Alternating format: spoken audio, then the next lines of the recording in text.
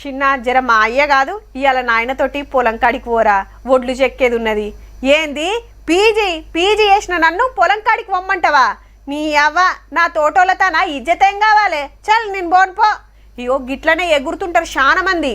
అంటే చదువుకున్నోళ్ళు వ్యవసాయం చెయ్యొద్దన్నట్టో ఏమో గాని కొందరు అట్లుంటారు.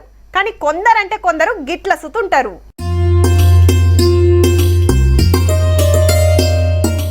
హౌ క్యాప్సికం పంటనే పండిస్తున్నది పట్నం శివార్లున్న రంగారెడ్డి జిల్లా కుర్వగూడల.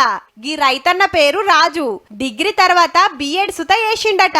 నాయన సర్కార్ టీచర్. అన్న సుత టీచర్ కొలువుకే పోతుండేనేమో గాని కాయిష్ తోటి వ్యవసాయం పనులకే దిగిండు.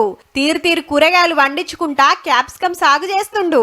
మార్కెట్ల డిమాండ్ ఉన్న ఆకుపచ్చ ఎర్రటి క్యాప్సికం వేసిండు. సొంతంగా ఓ నర్సరీ ఉన్నదట. ఇత్తనాలు తీసుకొచ్చి అండ్లనే నారు పెట్టి 5 ఎకరాల నాటేసిండు.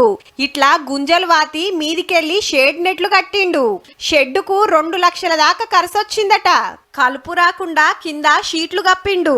నెట్టు కింద పంటేసుడు ఎందుకంటే ఇది ఎండ ఎక్కువ తట్టుకోలేదు. గందుకే సగం నీడ సగం ఎండొస్తట్టు గీ ఉపాయం చేసిండన్నట్టు.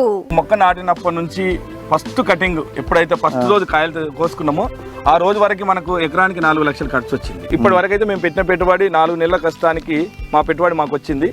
ఇంకా ముందు ఇంకా 2 నెలలు కాసే అవకాశం ఉంది కాబట్టి ఆ 2 నెలలు మాకు ఏదైనా మిగిలొచ్చు. కూరగాయలంటే ఏది పెట్టినా 2-3 నెలల్లోనే కాత అయిపోతుందట. ఆమ్దాని సుత తక్కువనే. కానీ ఇదైతే 5కెళ్ళి 7 నెలల దాకా పంట వెళ్తూనే ఉంటది. 4 నెలల్లో పెట్టిన ఖర్చు వాపస్ వచ్చింది కాబట్టి కడమ 2-3 నెలలు వచ్చేది ఆమ్దాని లాభం అన్నట్టు. ఒక ఎకరానికి చూసుకుంటే మాకు ఇప్పటి వరకు 40 టన్నులు వచ్చింది.